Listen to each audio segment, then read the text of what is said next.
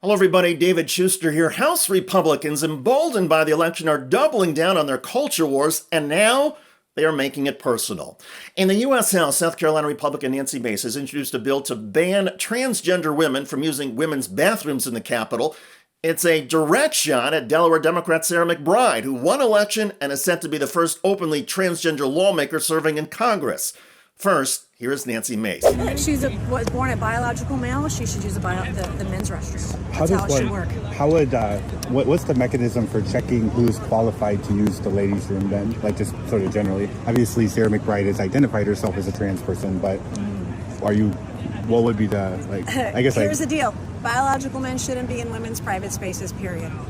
End of story. Biological males should not be in women's private spaces, says Mace. Except if that private space is a woman's uterus and she's seeking reproductive health care. In that case, men are welcome and there's no privacy for women at all. The hypocrisy and the absurdity in today's GOP is off the charts. Anyway, back to the issues of bathroom access. Nancy Mace has received enthusiastic support for her transgender bathroom ban in the Capitol from several right-wing Republicans, including, you guessed it, Georgia's Marjorie Taylor Greene. But Greene wants to go even further and expand the ban to cover all government facilities around the globe. I support a resolution that keeps all biological men out of women's bathrooms, locker rooms, and private places, not only here in the Capitol complex, our office buildings, but all taxpayer-funded facilities. How does one? I guess the logistics question will be: how does one check if someone is qualified to use the ladies' room then? In that case, obviously, there's a new openly transgender member of Congress. Right, which is a man. He's a man. He's a biological male, so he is not allowed to use our women's restrooms, our women's gym, our locker rooms, and our spaces that are specified for women. He's a biological male. He has plenty of places he can go. Okay. Yeah. And should they make gender neutral bathrooms? Logistics. No, he can go in the men's room, and he has a bathroom in his office, just like all of us do. And that's where I use the restroom most of the time in my office. If he has a bathroom that'll be designated for him. But men need to respect our spaces. Men need to respect women's spaces. There it is again. Respect my space, says Greene, but if you're pregnant, you get no respect, just a mandate to carry that fetus to term, even if the pregnancy might kill you. Greene, like Mace, was not asked about the hypocrisy, and clearly the selectiveness of their desire for respect has not dawned on them. Anyway, Greene rambled on and pointed out that elections have consequences. This was a mandate from the American people that are not only fed up with the open borders, they're fed up with inflation, they're fed up with the economy, but they're fed up with the left shoving their sick trans ideology down our throats and invading our spaces and our women's sports. So, sorry for the uncomfortable question, but I'm giving you the direct answer. The American people spoke at the election. They're sick of this shit. And so the new member of Congress that was voted into Congress on behalf of his district in Delaware needs to respect my space, my privacy, and other women's space and privacy because he is not a woman. Whatever Greene or anybody else wants to call McBride, the Delaware Democrat has not asked for bathroom guidance or any sort of accommodation.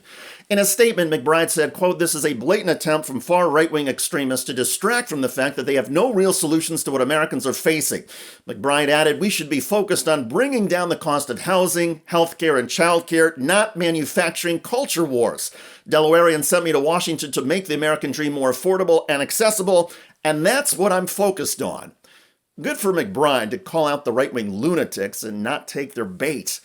Greene and Mace often seem more interested in stirring up controversy and hatred than in getting anything done.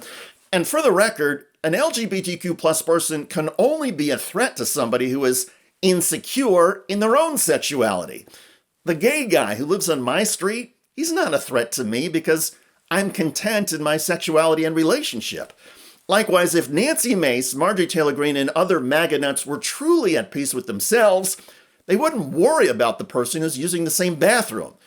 But if Greene and Mace think they might be attracted to a person in the bathroom, well, I suppose it makes some sense for Greene and Mace to avoid any temptations.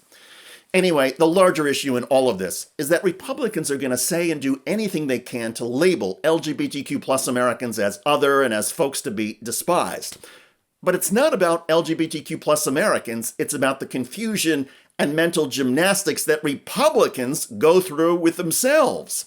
A party that represses sexuality and sexual identity does so because that party has a lot of self-hatred and self-loathing. To be clear, I'm not happy about the pronoun stuff or the trans athletes competing in women's sports, and in my view, Democrats went too far in defending those things. But Democrats should still be clear. Nobody is performing transgender surgery on your teenager without your permission in schools or anywhere else. Likewise, the bathrooms on Capitol Hill are places to pee and poop. And if Marjorie Taylor Greene and Nancy Mace really want to make congressional bathrooms the next front in the culture wars, we should all be direct and honest in pointing out that it's the MAGA lawmakers who are disgusting and full of crap. By the way, Republican Senator John Thune is now realizing that he's at the helm of the MAGA nonsense on the Senate side of Capitol Hill. Check out that video at the link below. I'm David Shuster. Thanks for joining us.